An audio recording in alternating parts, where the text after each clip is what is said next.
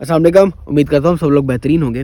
पाकिस्तान के एक बहुत बड़े यूट्यूबर ने एक शॉर्ट वीडियो बनाई है, बेसिकली इंस्टाग्राम पर एक रील बनाई है कि अगर आप चोरी के फ़ोन को आइडेंटिफाई करना चाह रहे हैं, मतलब आपने एक फ़ोन परचेज़ करना है और आप चाह रहे हैं कि फ़ोन परचेज़ करने से पहले मैं ये कंफर्म कर लूँ कि ये फ़ोन चोरी का है या नहीं।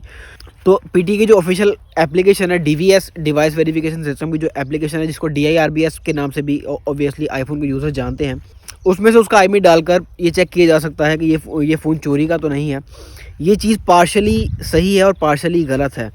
उन सोशल मीडिया इन्फ्लुएंसर का मैं नाम नहीं लेना चाहूँगा, क्योंकि मैं कोई कंट्रोवर्सी शुरू नहीं करना चाहता और ना मेरी इतनी बड़ी व्यूअरशिप है कि इससे कोई कंट्रोवर्सी बन सके। एनीवेज़, उन्होंने लाइलमी में ये वीडियो बनाई है और उसको जस्टिफाई मैं कर देता हूँ कि ये पार्शली गलत कैसे है और पार्शली सही कैसे है।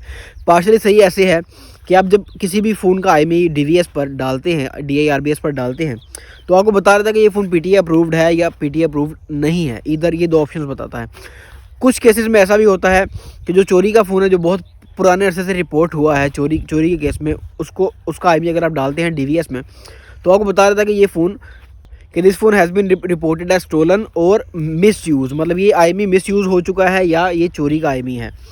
तो मैं ऑब्वियसली मोबाइल मार्केट में होता हूँ और किट मोबाइल मार्केट से मेरा ताल्लुक़ है, क्योंकि ये डीवीएस की जो ऐप है वो सबसे ज़्यादा यूज़ किट मोबाइल मार्केट में होती है, क्योंकि हमें रेगुलरली कस्टमर्स को चेक करवाना पड़ता है कि ये फ़ोन, ये देख लें ये फ़ोन पीटीए अप्रूव्ड है और ये नॉन पीटीए है। तो ये जो डीवीएस की एप्लीकेशन है, इस पर किसी भी तरीके से ट्रस्ट नहीं किया जा सकता, स्पेशली इस मामले में कि ये आप चोरी का फ़ोन आइडेंटिफाई करना चाहें, तो इस मामले में किसी भी तरीके से ट्रस्ट नहीं किया जा सकता। क्यों? क्योंकि ये एक लीगल मैटर है, ये आपको मुश्किल में भी डाल सकता है। ये 100% ट्रू नहीं है कि ये डीवीएस की ऐप आपको 100% एक्यूरेसी के साथ बता सके कि ये वाला फ़ोन चोरी का है जी, ये वाला आईएमई जो है वो चोरी का है। इस पर्पज़ के लिए जो वेरीफाइड 100% वेरीफाइड ऐप है वो है ई गैजेट की। ई गैजेट की ऐप लाजमी होनी चाहिए अगर आप चोरी का फ़ोन, मतलब आप चोरी के फ़ोन को आइडेंटिफाई करना चाहते हैं। तो डीवीएस की एक फ़ीचर है कि वो ऑब्वियसली कुछ हद तक बता देती है आपको कि ये फ़ोन चोरी का है और ये नहीं है, क्योंकि कुछ केसेस में, वेरीफाइड केसेस में ऐसा भी हुआ है कि लोगों ने वहाँ पर देखा कि ये फ़ोन पीटीए अप्रूव्ड है और ऑब्वियसली चोरी का नहीं, और लेकिन वो फ़ोन बाद में चोरी का निकल आया। तो उसके लिए जो एक्चुअल ऐप है जो ऑनलाइन इस चीज़ की ट्रैकिंग कर रही होती है वो डायरेक्ट पुलिस की तरफ से है, कि पुलिस की जो अपनी एप्लीकेशन है ई गैजेट की, जो पुलिस की अपनी एप्लीकेशन है, उसी को यूज़ करके आप 100% श्योर हो सकते हैं कि जो आईएमई आप परचेज़ कर रहे हैं, जो फ़ोन का आईएमई आप लगा रहे हैं वो पीटीए अप्रूव्ड है और चोरी का नहीं है। इसमें ई गैजेट का तरीकाकार आपको बता दूं, ई गैजेट शॉपकीपर्स को अलाउड किया जाता है, शॉपकीपर्स डाउनलोड करके उसको यूज़ कर सकते हैं। तो ई गैजेट में जब आप कोई आईएमई भेजते हैं, ई गैजेट की ऐप में जब आईएमई डालते हैं, तो 5 से 10 मिनट तक आपको कस्टमर को रोकना पड़ता है कि अगर कोई पुलिस की तरफ से कॉल आती है इस आईएमई को लेके कि ये चोरी का आईएमई है या ये आईएमई डकैती में यूज़ हुआ है या ये आईएमई मर्डर में यूज़ हुआ है, तो उस बड़े यूट्यूबर की जो वीडियो थी वो पार्शली गलत क्यों है? गलत इसलिए है कि भाई साहब, एक फ़ोन आप परचेज़ कर रहे हैं, वो फ़ोन डकैती में भी यूज़ हुआ हो सकता है, वो फ़ोन चोरी का भी हो सकता है, उस फ़ोन के ज़रिए एक मर्डर भी हुआ हो सकता है। मतलब फ़ोन मर्डर्स में भी इन्वॉल्व होते हैं जो मोबाइल फ़ोन्स हैं, चोरी डकैती में भी इन्वॉल्व होते हैं और इवन दहशतगर्दी की वारदातों में भी इन्वॉल्व होते हैं। तो किसी भी तरीके से ये एक लीगल मैटर है और आपको सीरियस सिक्योरिटी थ्रेट्स में डाल सकता है। किसी भी तरीके से आप पीटीए की जो डीवीएस है, पीटीए की जो डीआईआरबीएस है, उस एप्लीकेशन पर रिलाई नहीं कर सकते। ये किसी भी तरीके से मुझे तकलीफ़ इसलिए ज़्यादा हुई कि ऑब्वियसली उनको इतना नॉलेज नहीं होगा, उस यूट्यूबर को इतना कोई नॉलेज नहीं होगा, लेकिन ऑब्वियसली अगर अल्लाह ने आपको इतनी बड़ी ऑडियंस दी है, लाखों लोग आपको देखते हैं, तो थोड़ी सी मैच्योरिटी का, थोड़ी सी ऑब्वियसली रिस्पॉन्सिबिलिटी का भी एहसास होना चाहिए इंसान को कि उनकी वीडियो लाखों लोग देखेंगे और वो इस एक ऐप पर, जो ऐप प्रॉपरली फंक्शनल भी नहीं है।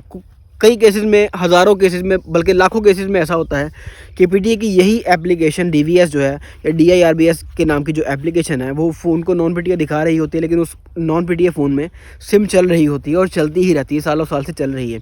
तो ये जो डीवीएस की एप्लीकेशन है, मेरा मशवरा यही है, मेरे जो 100, 150, 200 लोग या 1000, 2000 लोग जो इस वीडियो को देखेंगे, उनको एटलीस्ट नॉलेज हो कि चोरी फ़ोन परचेज़ करते वक्त आप सिर्फ डीवीएस की एप्लीकेशन सिर्फ एक पर्पज़ के लिए यूज़ कर सकते हैं और रिलाई कर सकते हैं कि ये फ़ोन पीटीए अप्रूव्ड है या नहीं।